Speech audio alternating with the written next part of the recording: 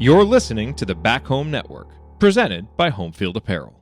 Saw the games, physical basketball I was at the games. versus You were physical not. fouling. You watched them on YouTube. I saw the games. I watched the games.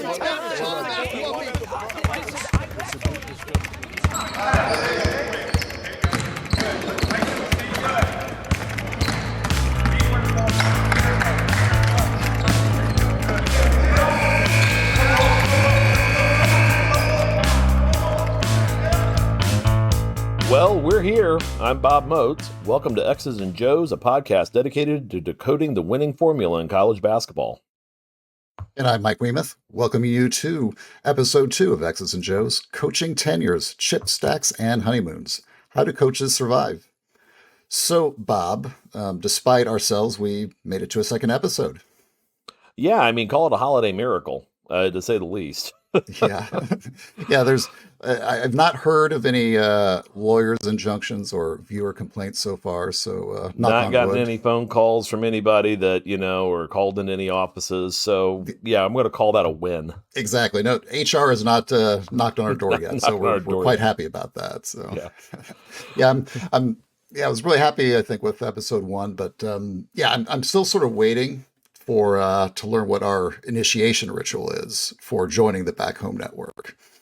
I'm thinking, I might, and we may have to truck you in for this one. We're up at Delphi a week before Selection Sunday, doing a Taki run with monsters at the at one of the convenience stores right up there for the bracketology guys. Yeah, I was thinking like some kind of butler or maid service, for the Delphi folks. It's like, that guys, this bag of chips is not refilling itself. No, sir. It's that, or maybe Galen calls us in and has us go pick up Dagwoods for the kids at the media school sometime. Yeah, that would be convenient too. I'm actually volunteering there. I have we can kill a few birds with one stone. And any chance I get to go to Dagwoods, I'm calling it a win too. Exactly. Yeah, that's a win-win. Lose. Oh man. Yeah, but I guess before we get started, we should have a brief word about our sponsor, Home Field Apparel.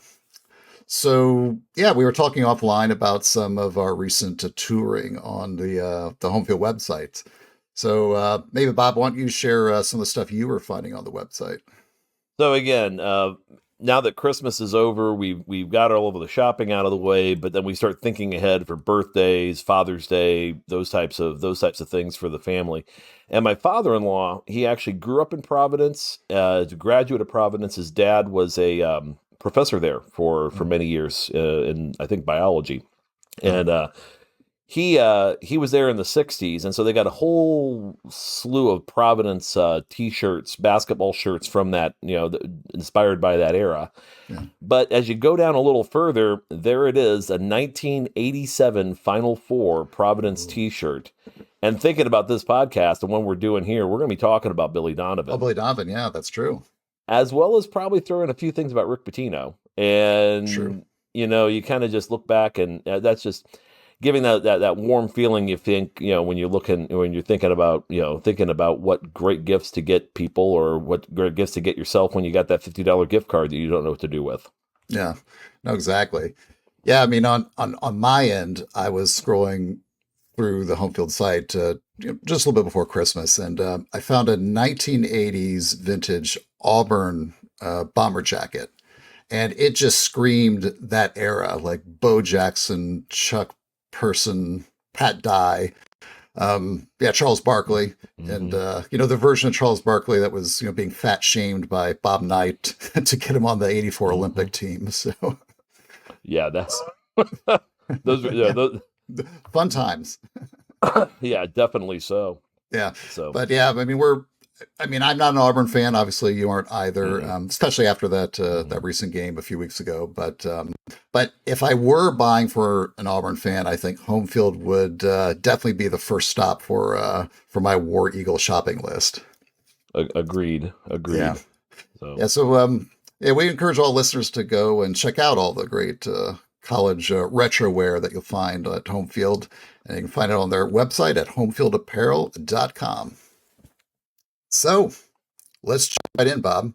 Let's talk about coaching tenures.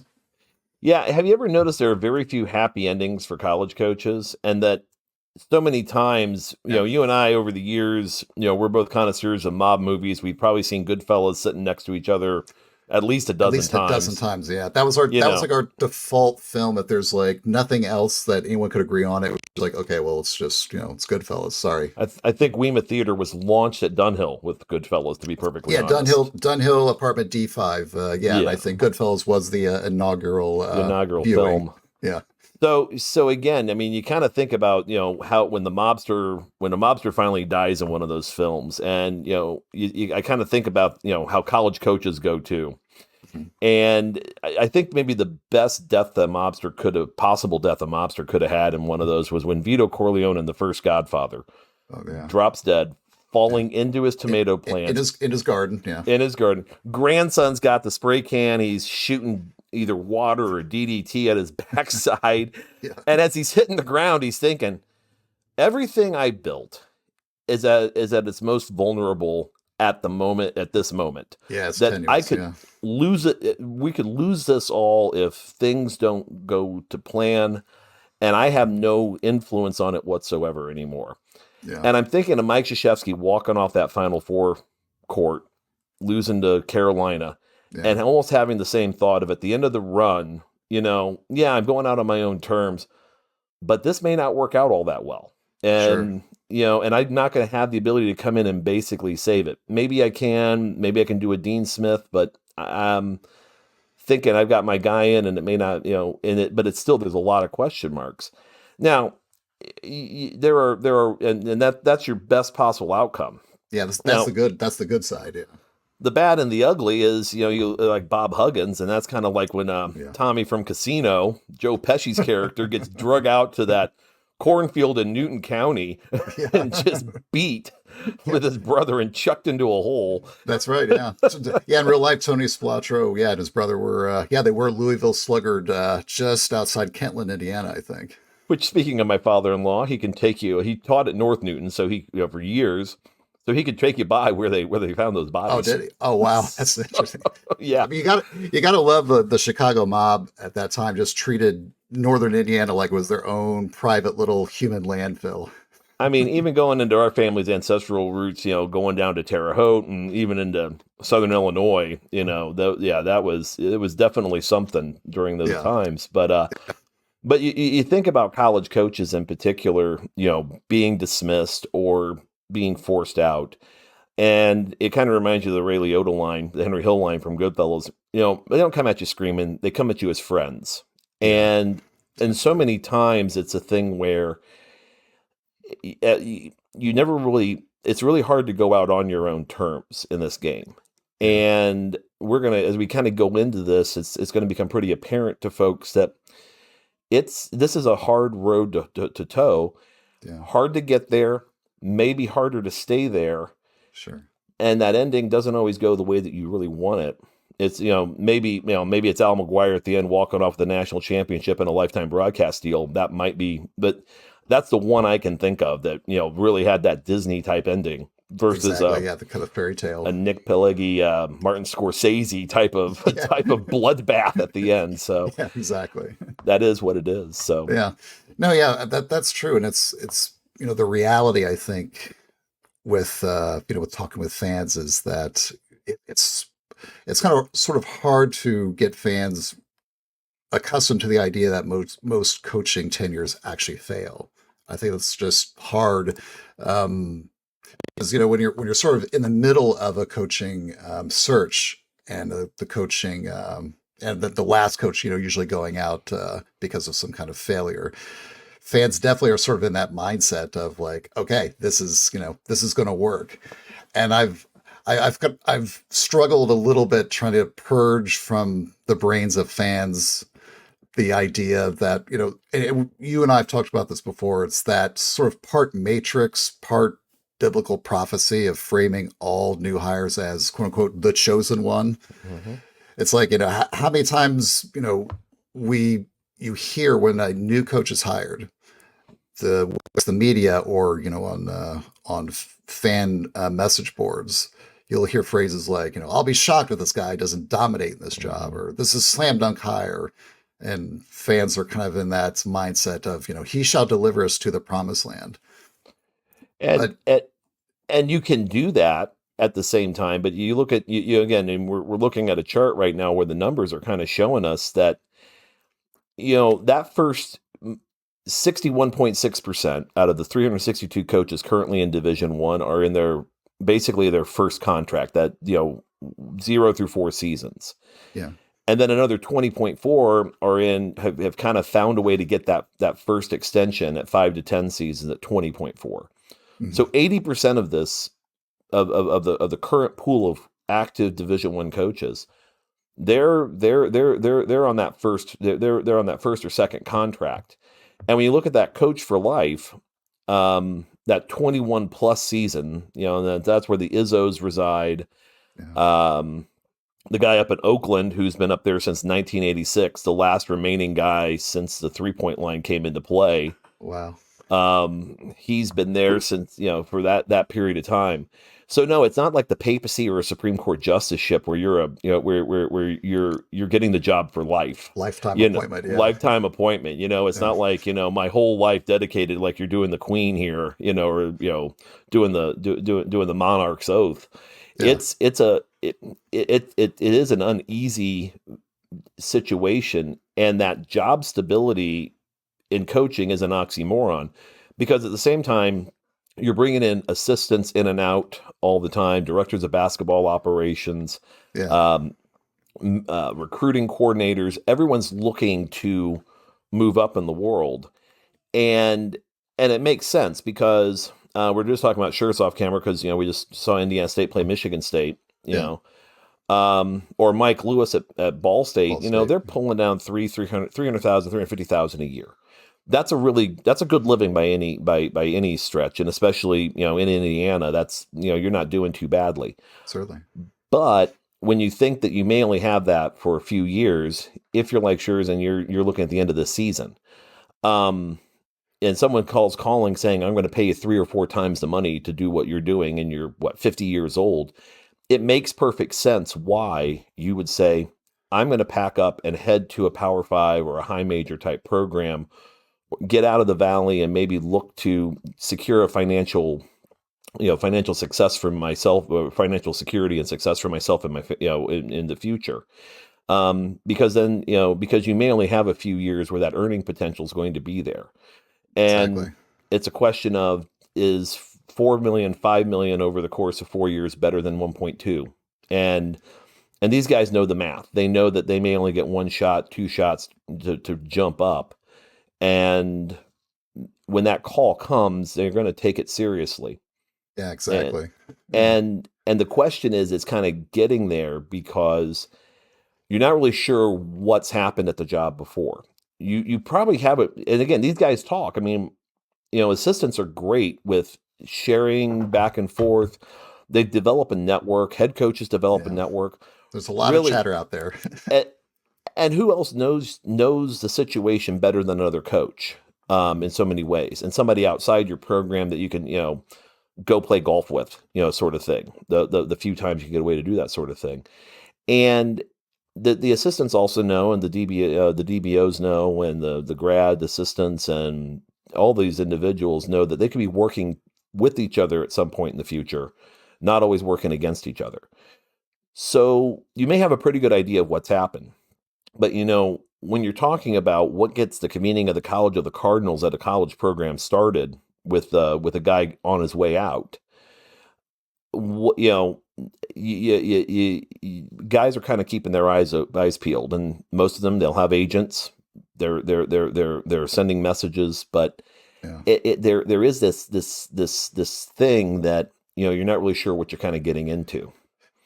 Yeah, no, it's true. I mean, you think about like coaches, they're human beings too. I mean, they have, sort of the same financial pressures and expectations that anyone, that works, let's say, like in the corporate world.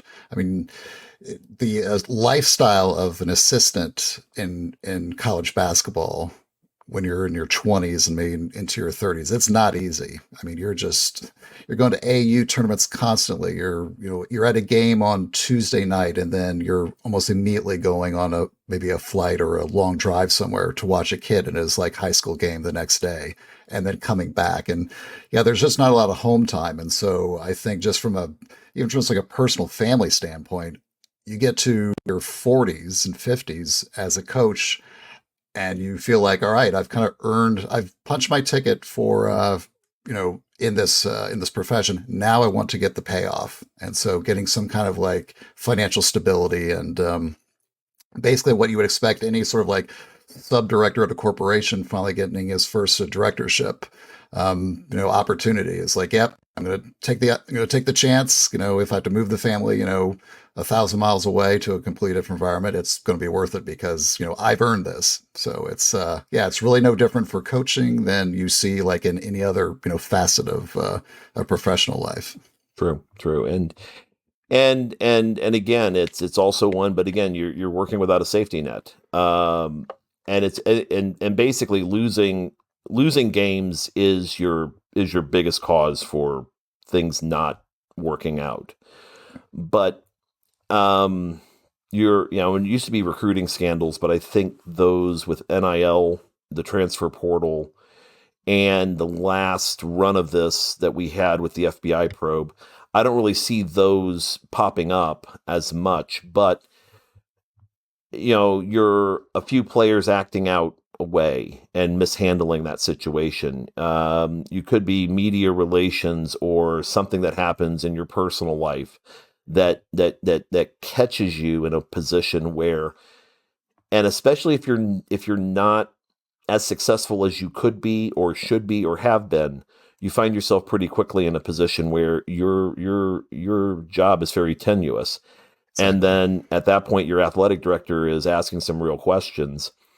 And again, we've seen this before where now all of a sudden you get called in, they come at you as friends, leave the gun, take the cannoli. And now the College of the Cardinals has convened. And unlike, like when we were at IU, I mean, your last year around that time, I would just left and I was still living, back in Columbus and coming back for it. It doesn't always look like the Bob Knight fire. It always looked like a third world coup that first night. Yeah. Or the second, third. Oh, yeah. I remember I was driving around. But you definitely have this thing where all of a sudden the fan base, it's already been kind of working themselves into a tizzy about whether to stay or go. And you're already, you see on the message board some names being floated. But now at this point, everyone's looking for white smoke. Who are you going to bring in at that point? And I mean, like I remember with, Kelvin Sampson steps down from the job in the middle of the season, his last year. They knew the program needed somebody to come in and really kind of fix the public relations and a lot of, player, whether it was team conduct or whether it was just kind of people's feelings towards the program. And they found a guy that basically took the job and was going to give it 110% of his, what seemed to be inexhaustible energy. Yeah. And do it in a way like he was running for governor for his tenure at IU and Tom Crean. Yeah, Tom Crean has very good politicking skills. I will say that. Saw that guy walk in. His kid's playing basketball. One of the rare times he was able to see his kid actually play. He's in Floyd's Knobs, Indiana, at a 6th grade AAU tournament. I swear, Mike, and usually college coaches walk in, or even high school coaches, they'll walk in and they're going to find the furthest corner from humans because they're there to watch their kid play. Yeah. They've been texting kids, trying to keep them away from Fortnite, trying to compete with Fortnite to try to get them to, say, hey, do you want to come to my institution? Yeah. And they're there. They've had their cleansing drive, but he's there and he glad-handed everybody in the room, which was great to see, but didn't matter if they had a Kentucky sweatshirt or a Louisville t-shirt on or a Purdue hat. He's just talking to them about IU basketball, and he's just an ambassador, that full-on ambassador of the program.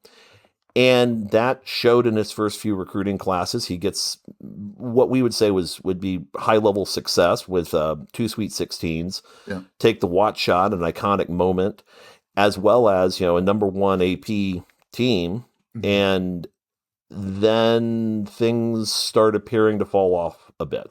Yeah. Yeah, the wheels kind of fell off in that post 2013. Yeah, and got one more Big Ten title in the Sweet 16, and then the next year, had a few good outings, some really and a really bad one, and then the team just stopped winning. And I remember at the early stage of that, I saw empty seats at Assembly Hall, and I talked to you, and we had the conversation about, well, just what's IU going to do? Because I don't see them firing a guy that's 1 year removed from a Big Ten title and a Sweet 16 berth. And I think you had the answer, right? Yeah. I think is that where we're discussing the recruiting at that time? And the projections on it and looking at, talent and. Yeah, it was pretty bad back then. Yeah. Yeah. That was the 2017 class. And that was, that was one that was just loaded up in the state of Indiana. You had like Paul Scruggs, Chris Wilkes, Jackson Jr.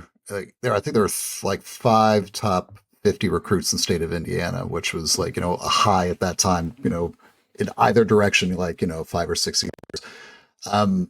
And Crean was basically, not in on any of those guys, seriously. I mean, he got slightly deep with Wilkes, but he was apparently always like infatuated with UCLA.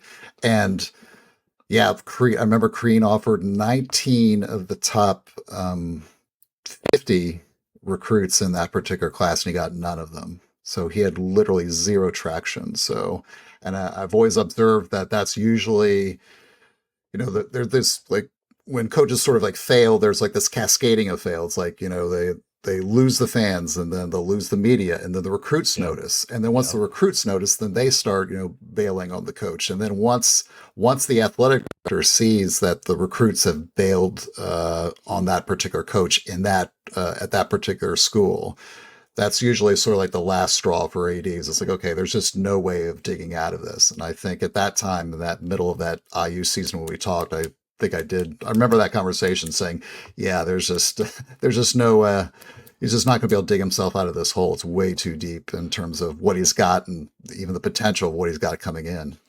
And things had gotten to a point where IU actually turns down an NIT home game to force them to go down to Georgia Tech. Yeah. And at that point, writing's on the wall. So guess what? The College of the Cardinals meets again. And the conversations are happening, private, public, all across the board, speculation who's next. And then the white smoke shows up, and here's Archie Miller coming into play. And Archie Miller, much like Tom Crean, had a really good coaching resume, was looking to move up in the world. I would say that at the time when IU hired Archie, he was probably the number one top choice for just about anybody. Well, his media list, he was, yeah. Yeah, and I mean, just... This is the guy. And again, we go back to coach for life. Here we go. He's a young dude. He's going to bring hard-nosed defense and he's going to do inside the state and then outside the state recruiting. And things, again, from a recruiting standpoint early on, he filled a lot of gaps that Crean had, especially with, picking up some size. Although what eventually killed him was, not being able to get as many guards other than Rob Finney and Romeo Langford in the first year, and then Armand Franklin in year 2. Yeah. You start looking at those results, and that first, we'll talk a little bit more about kind of the first couple games that Archie had in particular that caused some problems. But the first one particularly, March on. Yeah. Speaking of. I would say that, by the time the team hit a losing streak and then the recruiting fell apart soon after, and then once again, recruiting targets aren't coming, and the team hits the skids in year 4, it became time for IU to once again bring everybody back together. Yeah. And they went in an entirely different direction by taking a guy with no college experience, but an incredible IU pedigree, and a 20-plus year career coaching in the National Basketball Association. And at that level, it changed. I think IU kind of said, we got to go in a totally different direction, much like Michigan did when they replaced John Beilein, much like Louisville did when they replaced Kenny Payne, much like, or when they brought Kenny Payne in. much like Memphis did when they brought in Anthony Hardaway. You kind of look at that now it's like maybe in some respects that coaching available pool of candidates may have even been expanded a little more. Yeah. And so that's, I think, a question that as we've been looking at this over the years, we're going to continue to look at and kind of see where the trend goes. But from a foundational standpoint, it's something that, there's definitely some patterns that we're going to get into. Yeah, exactly. And so when we come back, we're going to look at what it's like when a program actually lands its guy. Great. Stay tuned on the Back Home Network. And welcome back to X's and Joe's. I'm Mike Wiemuth, joined by Coach Bob Moats. So, Bob, let's talk about coaching hires and honeymoons. Can you define what the honeymoon is before we start talking about what it's going to look like, early on if you actually think about needing a divorce lawyer? Yeah, exactly. Yeah. It's funny, and we've talked about this before. Like honeymoon, when you use it in a sports context, everyone knows what you're talking about when you use it, but no one can define it. Like if you ask somebody, can you define exactly what a honeymoon is? And people like struggle. It's like, oh, well, so yeah, so I actually did sit down at one point and just try to like think out like, okay, what does it actually mean? Like how does it functionally work is probably the better way to think of it. Like, how does it actually, like, can you distinguish when a honeymoon is happening and when it is not happening? So I defined it as the period of time at the start of a coach's tenure when fans, recruits, media, athletic directors don't hold a coach's win-loss record against them. And there's no set duration for it. I mean, I say sort of generically, it lasts typically 3 years, but it can certainly dry up much faster, and sometimes it can extend a little bit based upon like a school's circumstances and maybe sometimes even what happened at the last regime. If the media and fans and AD think that a coach just needs more time to build a program up. Probably in thinking about the honeymoon, I've always said that the most critical element of it is it provides a brief window for your school to recruit players that are often out of reach for the team, for teams with your win-loss record. It's I compare it to those old Nintendo games where your character grabs a boosting relic and for like 20 seconds they're 3 times as fast, or they're indestructible. So you get to go on this quick rampage before returning back to normal. And that's, I think, the way to think about the honeymoon is that it is a brief period of time where you basically power up above your circumstances, where recruits will listen to you. Whereas, outside of the honeymoon with your record, they would not listen to you. So it is for 36 months, you really do have this opportunity to ramp up as much talent as you possibly can, because again, it doesn't last. And that's where coaches so often get into trouble, is that once the honeymoon elapses, they're simply not in a position to maintain any level of program momentum, wins and losses, recruiting, roster construction. They just simply run out of gas. The coaches that don't do well during the honeymoon versus the coaches that do really kill it during the honeymoon are the ones that sort of like shoot off, on their own power. And one of the early tells is we look at, when we look at a new hire or even a guy's been there a year or two, or, who he's got around him as assistant coaches, who have they brought in. And like the Kenya Hunter situation in Indiana is fairly unique, because usually when the head guy goes, everyone's called their realtor. Yeah, they'll bolt out of there. And secretary too, for that matter. It's not, you're not really looking. It's like a presidential transition in that situation. But I always say a good warning sign, I think, is when you look at assistants and maybe after that first year they make a bunch of moves. Mm-hmm. One move is understandable usually. I mean, you can see it because again, guys are looking to move up, or sometimes you just don't get a fit that works. But if you're looking at those first 3 years and you're seeing multiple moves in and out of the program, I think we saw that under Mike Davis a lot, where it's just guys just, okay, it out. We got to go. We can't, or you're kind of wondering, it's like, well, where, does this guy actually have the contacts that are needed to win at the level that this coach is at? Yeah. Those are some questions that we kind of look at too. Sure. And there's always good moves, like when Juwan Howard takes over at Michigan, he brings in Phil Martelli to help him on the bench, because to learn kind of the college game and how to manage and assist the program. Yeah. So or Thad coming in and helping with help Woody with some things. Those are interesting moves that are made as well, especially to kind of help. I wouldn't call them training wheels by any stretch of the imagination, but I would definitely call it a support inside the program, that if you have a question, you got a guy down the hall. Yeah. And if it doesn't work, then we at least covered ourselves to say we've given this guy everything that he's needed. Yeah. As well as, again, a new guy can maybe come in and also look at the pool of money that's being offered to assistants and be able to bump it up, saying, look, listen, you made a sizable financial commitment in me. You look at my contract and my buyout. What's another 300, 400, 500 grand at this point? Because if we do this right, you're going to make that back tenfold, minimally tenfold.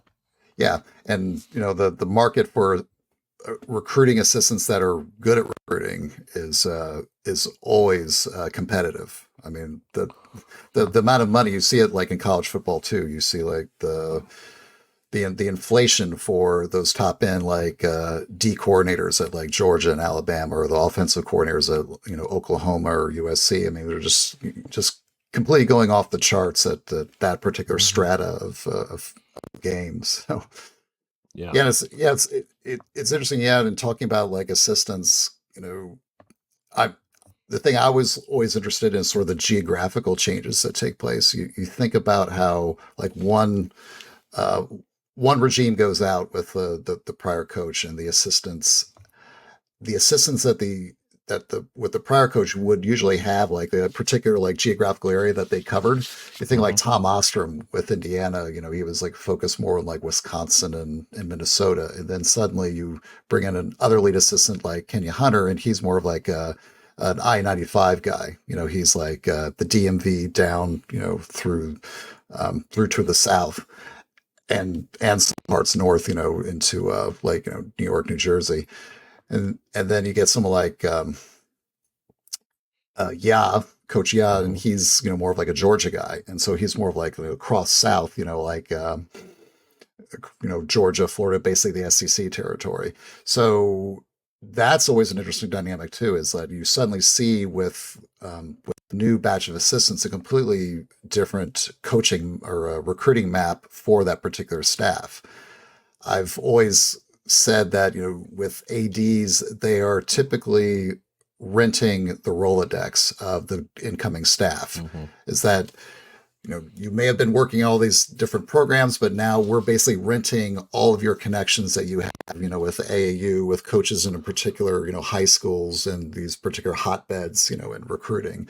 So yeah, it's you're completely changing up where you can hunt for recruits with the change in the with the staff that you bring in, not just the head coach, because the head coach obviously has their own connections, but the assistants especially. That's like so critical. And I think it's something fans don't really pay enough attention to when they're talking about, okay, well, we want to recruit in this area and that area. You have to really ask, okay, is your assistant really sort of at the top end of sort of like the callback list for the coaches in that area, or they're kind of maybe more in the middle or bottom? So that's always an interesting dynamic, I think. I would think so. Yeah. Yeah.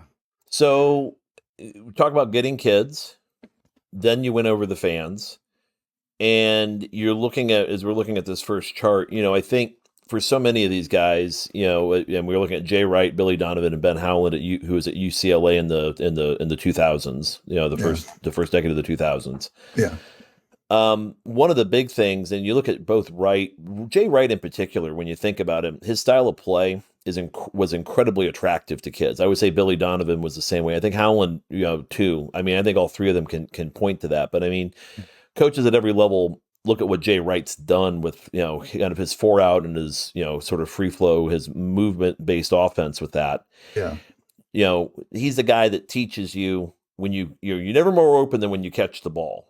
Yeah. And, so the expectation is if you're open and you catch it, shoot it, if you're in your range.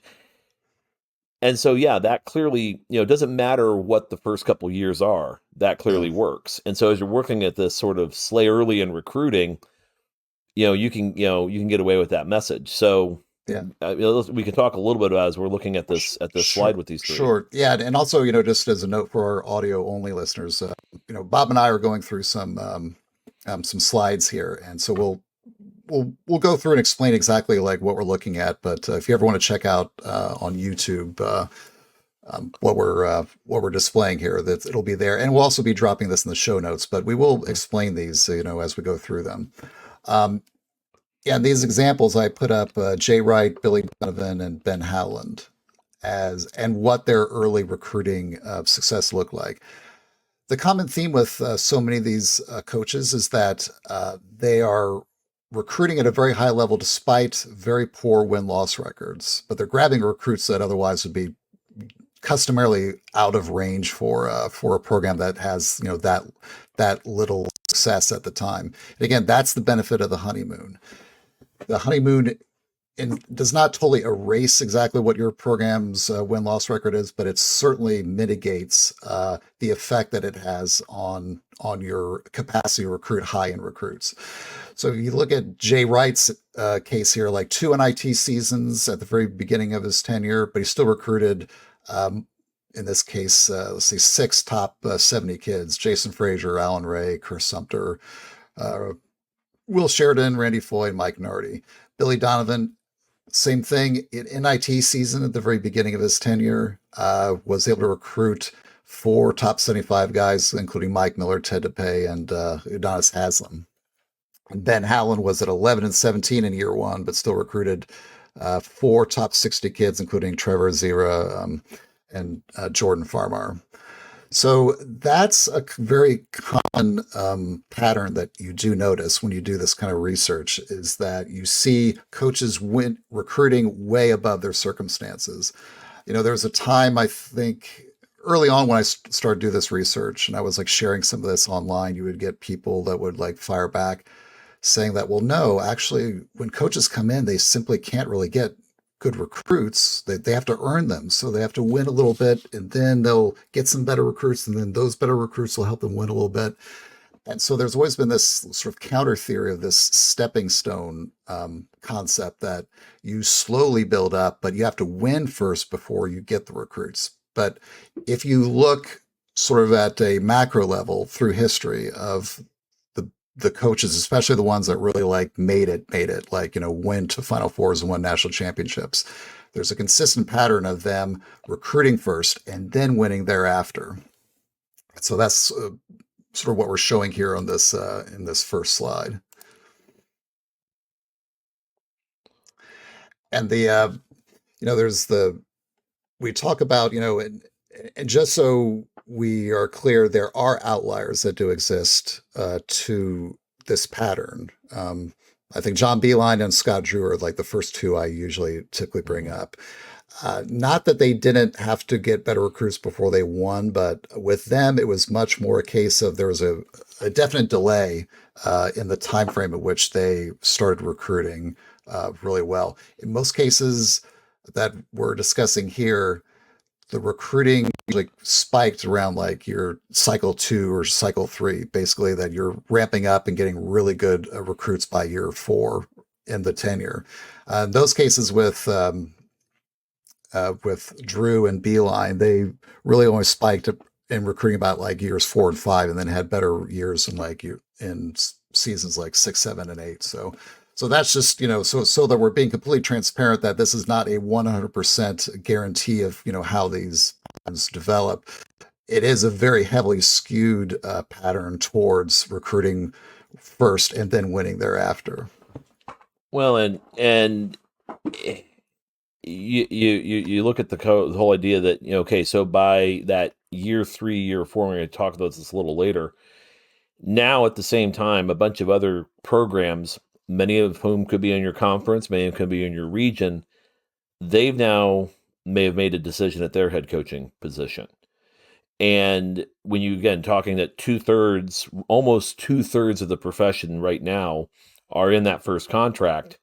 Well, as you're getting towards the end of your first contract, a whole slew of programs have now replaced their head guy. Yeah. And now they're buying a honeymoon. So at this point, you're wanting to see some results, and you kind of have to strike early on the recruiting trail so you can build your brand with recruits, including getting the proper game footage that you can show them. Well, it's like, hey, well, we're going to change the way we play here at basketball you know, and the kid looks at you and says, well, why haven't you? You know, it's negative recruiting doesn't necessarily work unless you actually have a foundation from which to build. Yeah, and, exactly.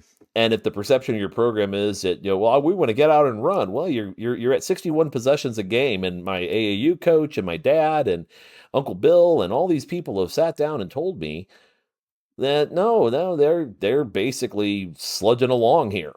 Yeah, that is interesting. Yeah, no, that's kind of an interesting concept if you think about it. I think with fans, there's always a worry about winning early on, right? It's always like, oh God, the recruits, they see us, we're only winning, 13, 15, 16 games in years, 1 and 2. The reality, and they get worried that is going to have adverse impact on recruiting. The winning part is not necessarily the biggest variable. I mean, it helps to win, obviously, but it's certainly not as nearly as important as what you say, is that you're trying to avoid having those adverse narratives setting in about having a boring offense or having an offense that doesn't maximize, the player's capabilities. And so it's always what I say, that with negative recruiting or just negative perception of your program within the context of recruiting, that only can happen if you're screwing up. If you're doing well, then there's really not much material to be used against you. So it's always the case that if things are going well, the coach can go to recruits and tell their version of the narrative about their program, and that's what the kids will believe. If you're screwing up, then it's your rivals that will be telling this narrative about your program, and that's what the kids will believe. And so the best advice for coaches is that even if you're not winning a lot early on, just don't be an absolute train wreck. Just be at least semi-functional, be at least semi-interesting to watch, and make sure at least that the kids have some degree of capacity to, thrive within your offense, especially on offense, because that's always what a lot of kids are watching. And never underestimate the mindset of an 18-year-old kid who would say to themselves, well, you know what? They may be losing now, but if I get there, we'll start winning. I'll guarantee it. Yeah, exactly. It's like I was 18 too. Remember, we were going to take over the world, Mike. Yes, exactly. No, it's the innocence of youth, of course. Yes. So yeah, this slide we just threw up here, and what we're doing in this case is we're showing sort of the split between the coaches that make it versus those that don't. And when we say make it, in this context, we're talking about making at least to their first extension. And so on the left-hand side here, we have Jay Wright and his year 4 roster versus Chris Mack at Louisville in his year 4 roster. Wright has, in year 4, he's got, 7 top 75 kids, and Chris Mack has just 3. So more than a 2-to-1 variance in terms of top-end talent. And obviously, Chris Mack, when he was coming to Louisville, there's great expectations for him to have a Villanova level roster as Jay Wright had. And that's also, just another sort of like pull back out a little bit to sort of these larger concepts of the research. The historical data on this is like pretty straightforward. There are very few cases of coaches making it long-term at a school without substantial early recruiting success. I mean, making it to an extension with only modest early recruiting success is like, it's like the Kobayashi Maru for coaching hires. It's just no win scenario from Star Trek 2, guys. Yes, exactly. Yeah. It's a no-win scenario. I'm not even a Star Trek guy, but even I know what that one is. So But yeah, it's just a very hard mountain to climb without talent. And when you look at, if you do so like what we're doing here, taking a look at these, sort of paired comparisons of coaches that made it versus those that didn't. One of the most common, uh, one of the most common things you will see is exactly this. There's almost invariably some kind of roster uh, comparison that is just not advantageous for the one that gets fired. In this case, again, Chris Mack let go after 4 years, and he had half the talent that Jay Wright had in terms of upper tier talent.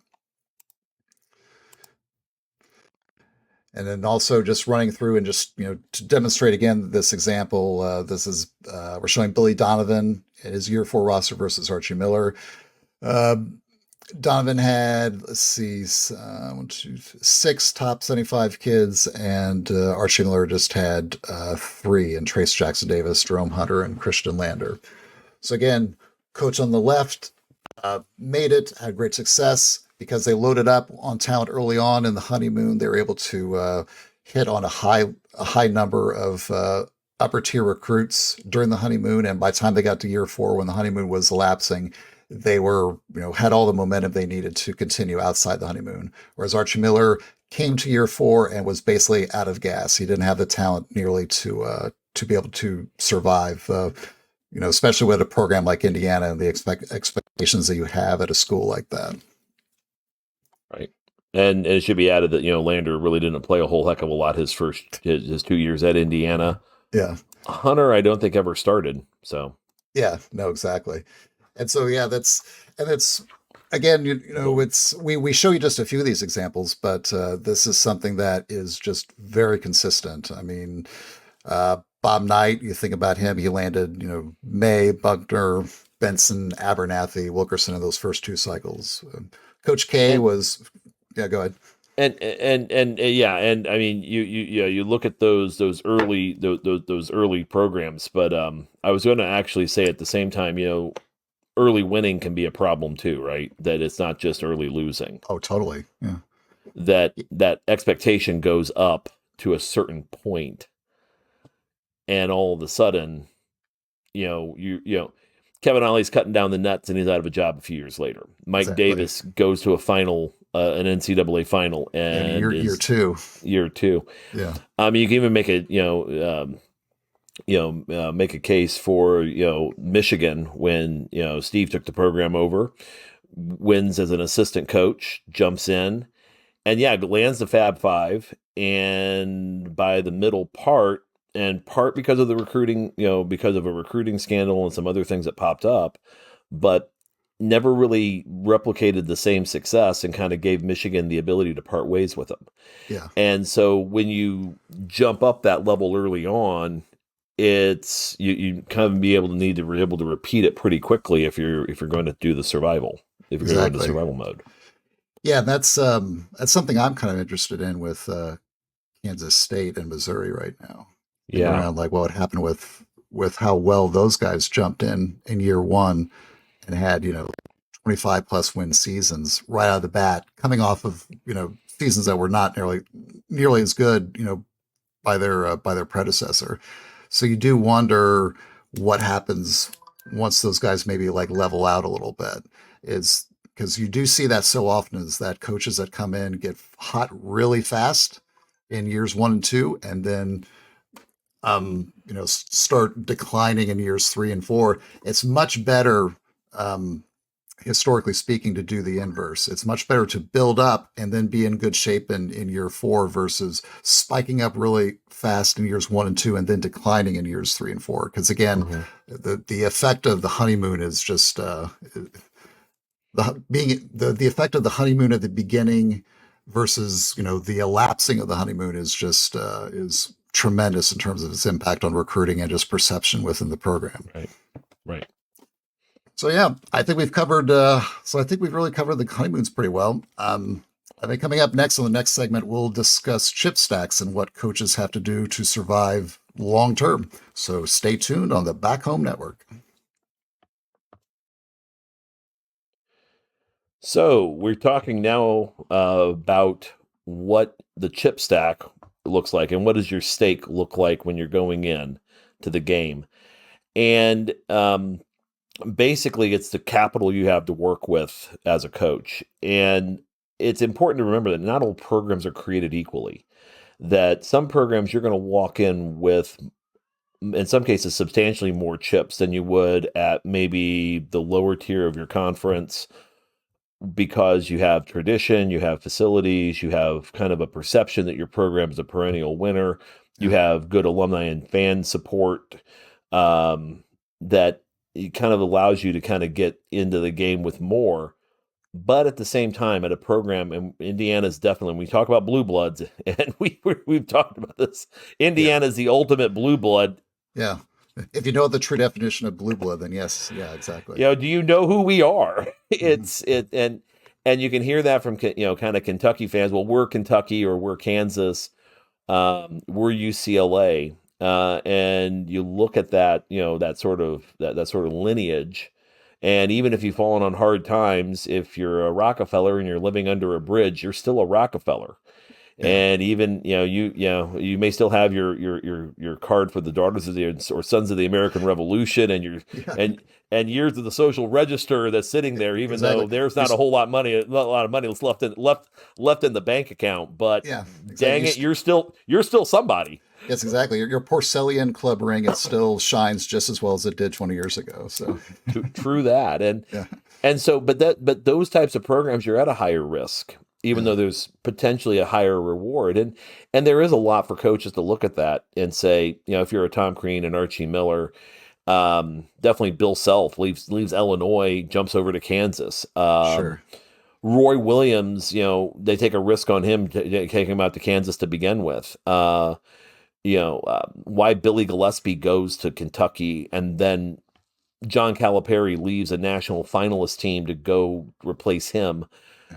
Well, I can not only can I win there, but I can win perennially there. It's not going to be the slog isn't going to be as hard. Yeah. Now, you may end up at a place like Scott Drew did at Baylor, where he inherited an entire disaster situation. Yeah. And, felonies don't always bode well. When the players were committing murder. Most coaches don't come in, and the word murder is part of the prior. It's part of the reconciliation process. And so, he got really entrepreneurial and basically said, I can take this and make this into something, and has definitely done that. Yeah. But you also have the situations like Purdue which have a proud tradition as well, and can bring have had incredible stability at the head coaching position since before the shot clock was instituted.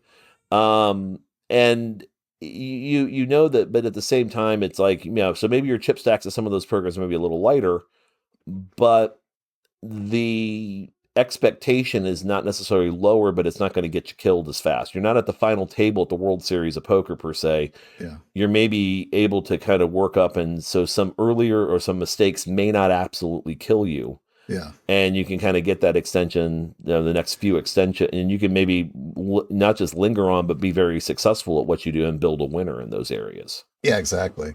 And since, we're talking about this concept, and because this, like the honeymoon and some of the other concepts we'll be talking about in future episodes, we will define these as we go. And so, at least in this context, as Bob said, the chip stack for a basic definition is just a figurative bank of capital, political capital, that coaches start each tenure with, that rises and falls based upon performance. And so, like Bob said, as you're winning games, you're spiking up, losing and having like embarrassing outcomes, then they go down. So I think, Bob, you and I have talked about like what are like the most common things that cause the chip stack to rise and fall. And I think we had identified, not only just from what we look at, but also there's some research that's been done on this, for both college football and basketball. So we've kind of looked at some of those too. Number one, we saw losing too much relative to program expectations. And so, again, program expectations being the key point.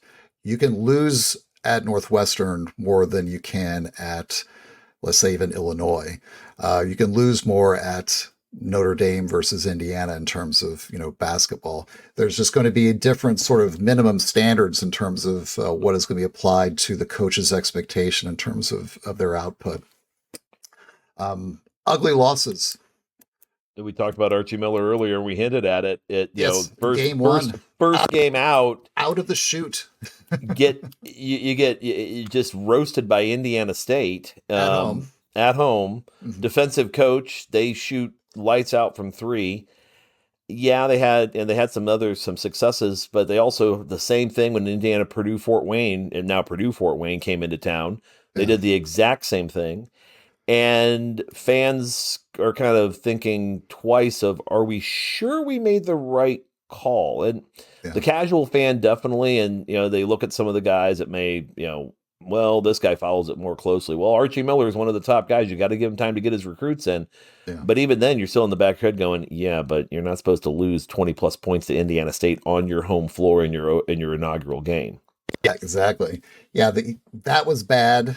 I mean, that's one of those that just early on, even though it is the honeymoon technically, that's one of those that just people put it in their back of their memory banks and pull out once the honeymoon's over, when they're really PO'd with the coach. And you remember towards the end, when people are sort of enumerating all of the reasons to get rid of Archie Miller, oftentimes, invariably someone would say, and that damn Indiana State loss at the very, it's like, wait a minute, you remember that? At that point, when that happened, it kind of reminds you of the Hunter S. Thompson short story that we both are very familiar with. Oh, the honeymoon. Where the couple takes a cruise, and I think the husband ends up being chucked overboard by the captain and his wife, who then get together in the middle of the boat, and you're going, oh, it's like that's really funny, but it's kind of dark. But you're kind of thinking that if your honeymoon phase, your wife's already dialing up a divorce lawyer. You're not. You're probably. And you're not getting off to the best of starts, to say the least. Yeah, you might want to keep the receipts on those wedding presents. Exactly. Yeah, go ahead. But a similar story like Billy Gillespie at Kentucky, and some of his issues that he had coming in wasn't losing a whole lot. Right. But by Kentucky standards, replacing Tubby Smith, again, another example, a guy who won early, and things just didn't go like the fan base wanted. But when the fan base says things like, well, the guy just doesn't get us. He just doesn't get who we are. Right. And they can find something, anything to get you out the door. Yeah. That's that sort of thing where those losses do add up a little bit. Sure. You go in and you win 32 games, and you get caught in your RV with a case of beer and a couple girls from the opposing school. Yeah, you're not exactly forgiven, but you might keep your job. But if you're at 20-10 in that type of program, that might be the time for the program to say, maybe we have a character issue, as it's called. Exactly. Yeah, the sum total of the variables are working against you in those cases, especially if your record's at where he had it at. Yeah. Yeah. Yeah, I was also thinking about, like with Archie especially, and it just kind of brought up another one, losing to rivals.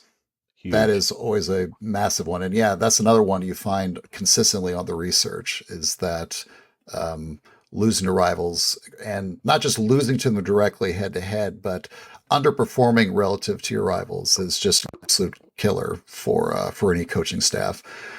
And you're thinking of, in the Indiana case with Archie Miller, remember that Bob Knight reunion game at home versus Watershed. Purdue? Yeah, Watershed. I remember, I think I even texted you like as soon as that game was over, and I said, that was an Enron grade collapse in Archie's stock value in his chip stack. It's like, and at that point, you and I are having the conversation. So what can he do to pull it out? And, we're coming up with ideas, but at the same time, it's like, well, at that point, your prognosis isn't good. At this point, you're yeah.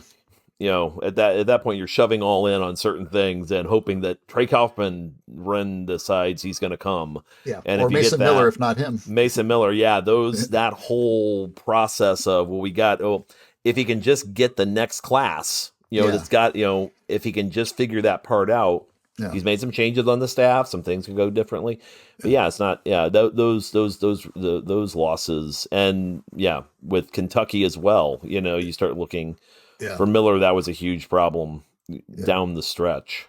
Yeah, and you mentioned the other big one, whiffing on high attention recruits, especially like to either in-state rivals or conference rivals. That's the other big one that just absolutely destroys your chip stack. The kid actually picked Purdue and took the red shirt versus basically starting us. It, yeah, exactly. Yeah, no, that, and yeah, we all remember that night on in the interwebs was absolutely. It was almost like a psych experiment for sports psychology, just unfolding by the minute when Kaufman Rend popped for Purdue. It'll be a story we'll do later. That will be another one. Yeah, and it was interesting. We were thinking about, and we've talked about this before.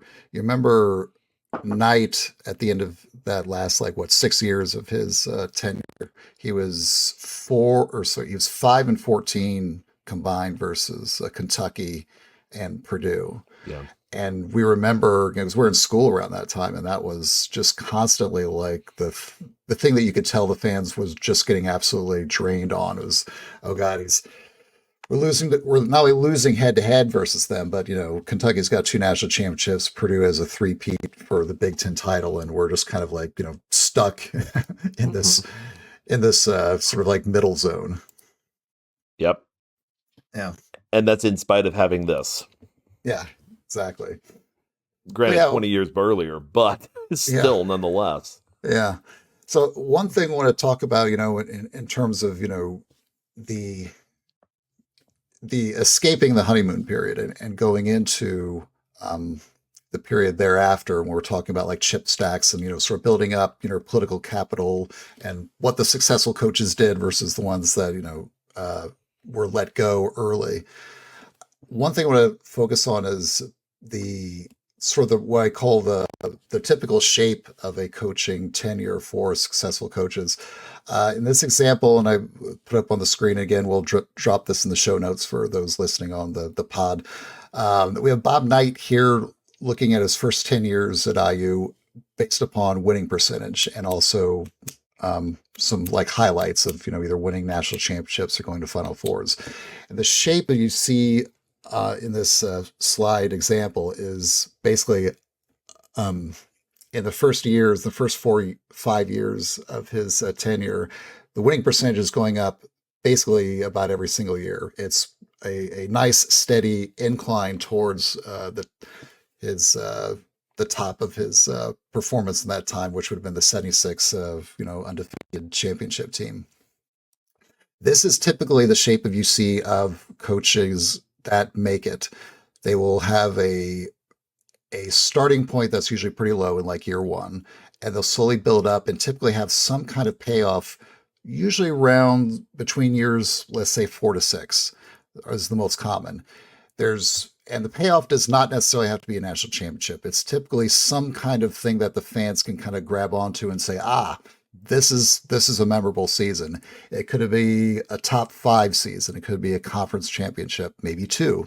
It could be a Final Four visit, or for some, it is, in fact, a national championship. In this case with Knight, he had sort of 2 peak seasons, 75 and 76, with one of them being a national championship. He actually had a Final Four in year 2, which is a little bit unusual on the development path for most coaches. Again, most payoffs usually come, around years 4 or 5, but he actually had one in year 2.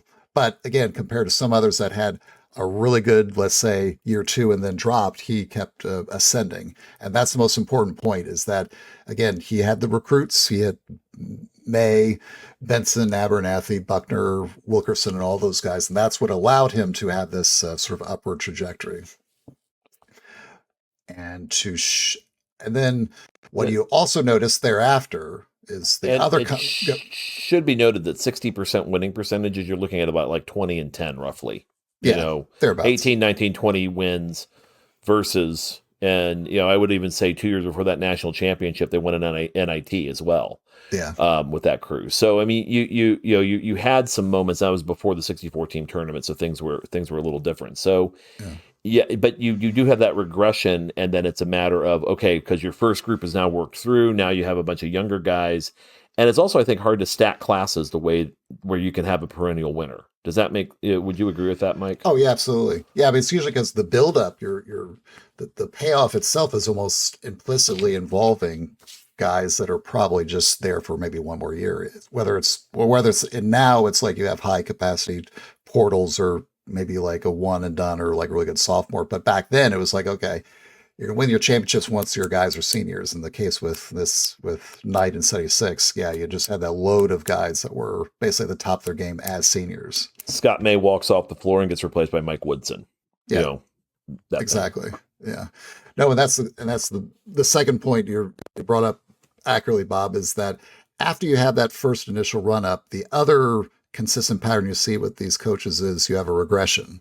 And it's usually immediately after the peak, you have a drop back for maybe a few years. For some coaches, might be 1 or 2 years, but there's almost invariably a drop back. In this case with Knight, you see drops down even below right around almost like I think it was like 13 and 14 that next year. And then again, the pattern that you see for successful coaches is that they build back up again towards another peak. So you have almost like this sort of camelback sort of like a shape that you start to see develop a spike, a regression, and then a build back up again towards another peak. And with the peak that Knight, the second peak that Knight hit was like year 10, which was his 81 championship team with Isaiah Thomas and all those guys. Sliding to the next example here in this slide, we have Billy Donovan. Again, same thing. Low early success, first 2 years, even below 50%, then spiking up year 3. And by year 4, he's already in the Final Four. Again, looking back on the slide we discussed previously in the last segment, we noted like how much talent he had going into year 4. And so you see this example with I think it was the 6 or 7 top 70 kids he had. That's what allowed him to have this payoff. His decline or his regression after his initial peak was a little bit more shallow compared to some other coaches. He kind of stayed up around 75% winning percentage. He dropped back a little bit, I think, in like year 8. But by the time he gets to year like 9, 10, 11, he's already back up and he wins back-to-back championships in years 10, 11.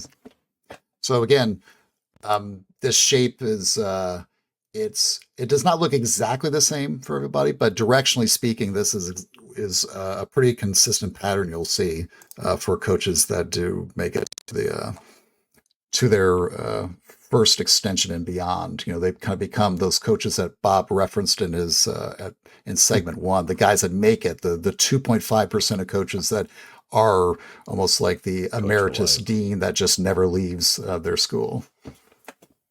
In this case, Jay Wright, again, he actually dipped a little bit in his first between years 1 and 2, and then spikes up in year 4, has a top 5 finish in year 5, drops back down again year 6 and 7, and then by year 8, he's in his first Final Four, drops back for a few years, and then builds back up into years like 15, 16, 17 towards those national championship teams. And again, that's you look at that, the year 11 for Wright, he's sub 500, one of the post, his only sub 500 in that whole run, in that run after the buildup.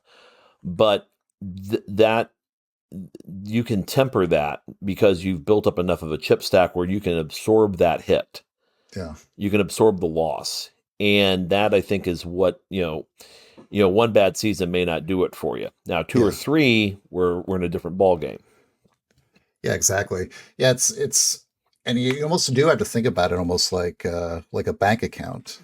It is. There's almost there's like an implied amount of goodwill that you build up by having those wins, by getting to Final Fours in year 4.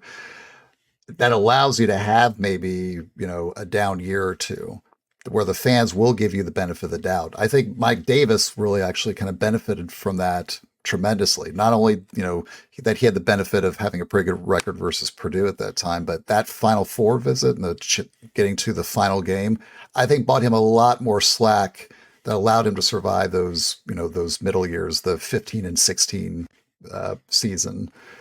I think he had like 2 years in a row as like basically 500 teams, and he's still able to get like that extra year. Whereas I think without that Final Four visit, I think there's like no chance he would have been fired probably at the end of that second. Well, especially considering the situation that he was in and what he inherited with where the fan base was altogether. Exactly, and that political thinking. Yeah, and again, that makes a huge difference. I mean, kind of Bill Guthridge fits that as well to a certain degree. That even though his last game was a Final Four game, Dean said, "You're going to take this program for a little while." Yeah. But you're caretaking until we can bring Roy home. Let's go back to Dean just briefly, sorry about that. Because I just wanted to talk quickly about Dean Smith. Again, Dean has a very, it's very strange because he was the one who really kind of ramped up into year 6. People forget Dean Smith did take the job over from a legend in Frank McGuire. Yeah. And when you look at the graph we have up here shows the first 6 years where he's around 500, except for 1 year where he was at 70%. And year 4, or I think it was year 4, was the game where he got dog walked by Wake Forest, and he came back and they had him hanging from a tree in Chapel Hill. Yeah. And he's thinking, and they're thinking maybe things are going to change. Maybe this isn't the guy. Yeah. And when you look at, Smith, he made some changes offensively, not having a big man. He went into, moved into more of a cutting based offense with some 1-4 action, a version of shuffle that he called basic cut, where he was able to kind of expand what he could do offensively with the guys that he had. And the one after that is legendary. And even though people said he couldn't win the big one until 1981, and won another one in 93, you're still talking about a guy that for a period of time was the winningest all-time coach in Division I. Exactly. Yeah, and what we're looking at here in the examples, this is just the early years for Dean. He had 5 Final Four visits. This is not even the chart parameters that includes his national championship runs. So this is just, and like what even legends that have not won, the big one, like you said, they're still holding the fan base in their corner because they are going to Final Fours, because they are like consistently above, 70-80% winning percentage. Winning the ACC tournament, getting to the tournament itself, making Sweet 16s. In his case, he's dethroning NC State as the in-state power. That's true. Yeah, exactly. That was a lot of fans who are not from like the Tobacco Road area probably don't remember. Yeah, NC State used to be sort of the heavy in the early ACC until North Carolina. And remember in this, Dean Smith basically sort of like flipped the conference towards Carolina. And in those middle years, also he was contending with John Wooden sitting at UCLA. Exactly. Yeah. So. Yep. And moving into some comparisons. So we talked about what the coaches that succeeded did, in terms of ramping up their talent and having like this particular shape of, sort of like upswinging regression and then like still like constantly moving, in a positive direction. If you chart side by side the same winning percentages for the coaches that didn't make it, you tend to see the contrast. In this example, we have Billy Donovan versus Archie Miller. And again, you see that in this example, Archie actually had a little bit more winning early on, especially in his first 2 years versus Billy Donovan. And then you see by year 3, Donovan is already starting to separate himself from Miller in terms of his winning percentages. He's up at above 70%, and Miller's like, down in 60 and falling. Again, when we talk about thinking about the previous slide in the other segment, that variance that you saw by the time you got to year 4, Archie had half the like the top 75, top 80 talent that Donovan did, and that is clearly illustrated here in this chart. In terms of what the end result is, the coaches that don't get that level of talent when the honeymoon is ending, they take the trajectory that Archie Miller did, which was basically like slide down towards the basement. Whereas the coaches that did get the necessary talent when the honeymoon ends are having what you see with Billy Donovan's shape, which is like upswinging. So that's, it's one of those things that, and of course, if you're an Indiana fan, you live through this. I always tell fans when you're getting, if your recruiting is stalling the way it did with Archie Miller. He had towards the end of his tenure, I did a data poll, and he had 31 offers to top 80. Let's see, 31 offers to top 80 guards in his tenure at that time, and he only landed 2 of them, which is a 6% hit rate on your offers. 6% hit rate on guards at a program with that kind of expectations for winning, that is almost a guaranteed loser. You're not going to make it. And it's important to note that when you evaluate a recruiting class, you basically need to wait until the kids actually show up to campus before you say, this is a win, this isn't. That it's not like, oh, well, we're sitting in February. Well, with the way patterns have changed and have evolved, and with the transfer portal too, you have to account for the portal also in this conversation, I think. Exactly. Yeah. And it's one of those things that you have to analyze at a macro level that we see the patterns, but individually you certainly do have to sort of like wait and see, like, okay, well, maybe this coach is a little bit different. He can see things a little bit better than some others. So. But that definitely shows when the guy gets extended or not, what the payoff season actually looks like versus the payout season. Yeah. Yeah. It's funny. Like when I talk to fans about what you hear in like the message boards when recruiting is starting to decline, I've always said that, if your team's recruiting stalls and you hear on the message boards, well, we just have to win some more games before we can access those prime recruits. I would say that coach is not going to survive just based upon the historical record. Not in that moment, not dead yet, but exceptions exist, but exceptions are exceptions for reasons. They're not, they're outside the standard deviation of where you want to be. Exactly.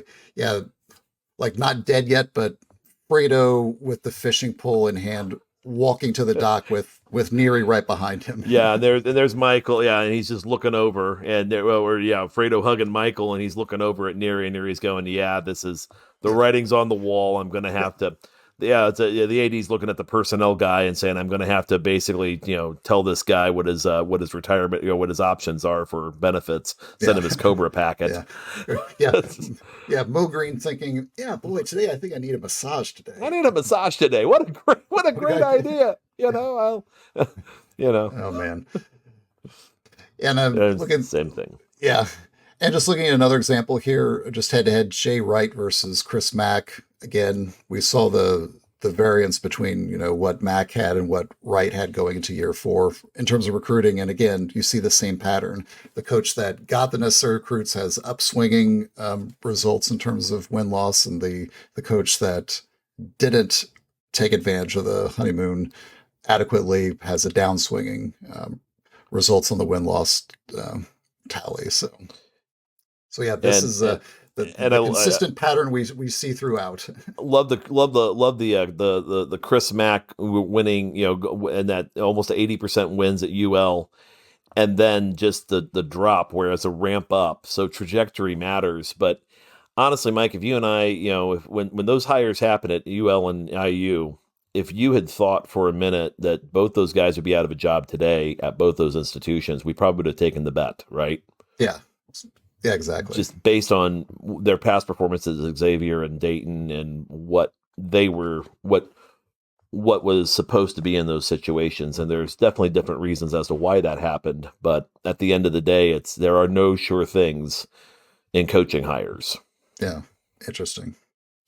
Nope. It's the stuff that, it's fascinating, like, how people think at the beginning of a tenure versus at the end of the tenure, like, just the variance is just, it's striking. We always kind of look back, it's like, oh man, I saw my text of when, this coach was hired. I can't believe I thought this about this guy that now I'm going on the message board and, and ripping, asking for him to be, kicked out of town. So yeah, sometimes stuff goes bad, Yep. It's like, again, a phone call rings, you're sitting at the diner, your guy's supposed to be a made man, and all of a sudden, it didn't work. It didn't work. And then De Niro that fan De Niro smashing the phone into exactly. it.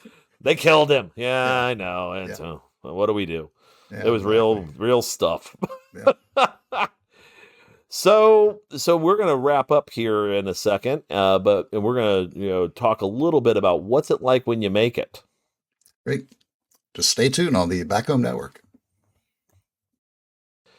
So the crown lies uneasy on the heels of mob bosses and college coaches. If you think getting to the top was tough, try staying there. And I look at that from a standpoint of you have guys that, Naismith Hall of Famers that find themselves getting pushed out at the end of their careers. Guys that maybe hang on a little too long. And I think like Jim Boeheim would be an example of that, where he just kept chasing he was chasing something or continuing in the job for his reasons. And at the end, it, doesn't necessarily, you ask the question of, do you want to go out a certain way? How do you want to define the end of your run? And it's really hard to do that because of the grueling nature of the job. It's constant. And now with cell phones and discords and text messaging in particular, how kids communicate, how families are set up, you bring the portal and NIL into the game, assistants and head coaches, there's not a whole lot of downtime or off time. There's always activity. It's not just going and, sitting down with the family and eating their cookies and talking about which Baptist church you go to. It's not like Blue Chips anymore in that regard. It's not even like Hoop Dreams anymore, because I think in many respects, families have kind of, closed off themselves from certain influences that they weren't necessarily the case 20 or 30 years ago. But, again, you look at a situation, Gene Katie leaving Purdue, probably was not the way he wanted to go out. Train your successor, Gene. And it was kind of train your successor, but there was a kind of an implied or else, I thought, in that situation. Yeah, I did too. Or you look at Rick Pitino, and when Louisville just basically crashed itself into the Ohio River and floated down towards Evansville, and the character issues, we'll call them that. It's a family podcast. The character issues with him, but then also with the recruiting and some of the issues that came from how they were recruiting athletes and their families. Came into, by the village idiot would say they were going to call that into question. And, that kind of that tarnishing of a reputation at the end of your career. At the same time, even a guy like a Jay Wright at the end, he went out pretty much on top, with the Final Four, but he makes the decision. It's like, do I really want to stay here with all these kids nipping at my heels? And these kids are coming up through coaching, and maybe you could give it another 5-10 years, even in some cases. I mean, people, with lifespans and life expectancies and the healthcare these guys are getting, they can go and they can survive it. But, Bill Self just, he's coming back from a heart attack last year at the end of his season. Jim Calhoun, beat cancer and then took another job, for a little while after that was the case. Maybe a little less pressure. And I think it's also, I've heard before, it's hard for programs that put a guy, who maybe was at one of the prestige programs taking a level or 2 or 3 down. And they're saying, wait, I don't have a charter aircraft to go see a recruit. No. Well, how much is my budget? Wait, is that per week? No, that's your annual budget. What, huh? It's like, exactly. Oh, okay. Life comes at you hard at the end of your career. My My per diem now is a drive-through. It's not the steakhouse now. Those are the sorts of things that I think as guys are looking to get out, is a question of, well, I've made enough money. The game might still be fun for me, but I can still talk about it. I don't have to pursue this anymore. But, trying to stay at the top of this profession is incredibly challenging because, and the other thing is, as you get older, you get more stubborn in your ways and you begin to figure out things a little differently. So I don't know. I think that crown, at the end of the day, these coaches, people who are doing this for a living and getting, in many respects, being paid very well to do so, there is an incredible amount of pressure put on them. And it is cutthroat and it is difficult. And to make it up through the top of the ranks, you've got to dedicate a lifetime to doing it. And so there's that element to it, which at the end of it might just be, well, I want to play golf whenever I want, and I can't do that if I'm doing this. No, exactly. It's just like coaches, like we said before at the beginning, like coaches are human. They have their own motivations, their own challenges. And just any professional at the end of their career, you just get older and your body cannot take it traveling the same way you could when you're in your 30s or 40s. So it's there's some physical realities that start to impinge upon those questions. We've heard Calipari say it now that, he's shifted his focus. He goes up there with a teleprompter to accept a job at Rupp Arena with 20,000 screaming fans. And it looked like something out of a political convention. Yeah. And I'm going to give you national titles because that's what Kentucky demands. And now you're hearing him. They just did a documentary with him and he's talking about, well, yeah, winning's great. But, I really just look at the stories. Look at the kids, the lives I've helped change. Yeah. And so now it's almost like, are you coach? And I'm not saying you're coaching in spite of your fan base, but in many respects, you're saying what's important here is look at John Wall's career or look at, give me another one from the list. The amazing list that he's Dorian Lamb, exactly. Yeah, they're making millions of dollars in the league, and their families, their families' trajectories have been changed forever because of what we helped them do here at the University of Kentucky. And isn't that what it's all about? Yeah. And I can survive the message boards because it's going to cost you a lot of money to get rid of me. But at the same time, it's also a thing where that definition process, it is difficult, I think, for these guys for really that ending and when is it time to hang it up? Because you also get situations like Dean Smith, where you could just hand it over to Bill Guthridge, or what Kay did with Shire. You can pick your successor, give yourself the best chance for success of preserving the legacy. In Dean's case, you kept control of the program. Basically, you were the Godfather in name, not just not in name anymore, but in functionality over the program itself, over the family. But there's a lot of this that goes into these conversations, I think. Yeah. And at this point, where this goes, I think in the modern world, things are going to continue to change and evolve. I think it's actually going to be harder to find the coach for life anymore. Yeah. Just based on the marketplace. Exactly. Yeah. I think expectations change. I think as the stability of sort of players staying at particular schools changes, that's also going to ramp up a similar instability in terms of coaching tenures. So you're just going to have a lot of just a more natural expectation, just moving in and out. And I think it's just as coaches, just think how frustrated coaches get. I can tell you that I don't think Jay Wright was pleased with how the portal was functioning. That too. Just living out here, not far from literally where he lives. I heard more than enough that there's just a lot of the coaches I think are not enamored with how sort of crazy and frenetic it is to survive in a portal dominated world. And you throw on the second part of NIL and name, image, likeness monies, and the question of, well, am I going to be expected now to go raise money for a collective? Am I going to be, even though I'm not supposed to be, are we going to be negotiating with agents? Yeah.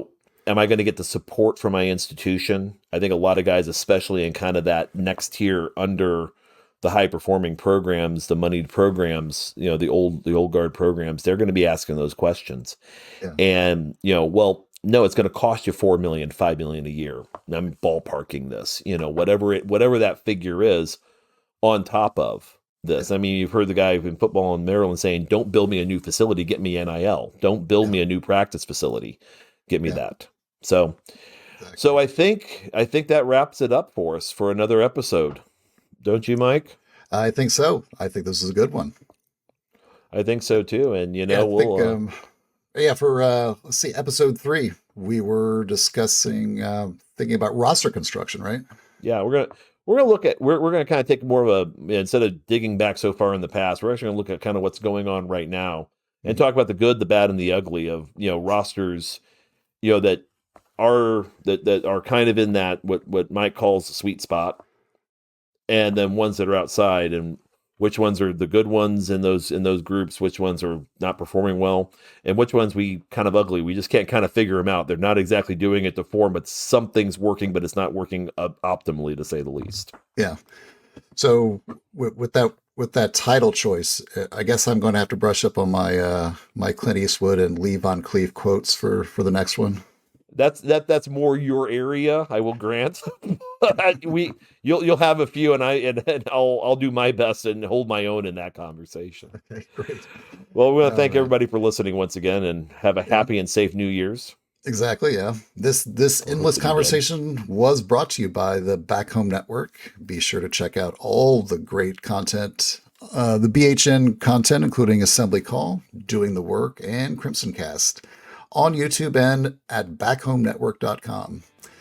So until next time, I'm Mike Wiemuth. And I'm Bob Moats. Have a happy New Year, everybody.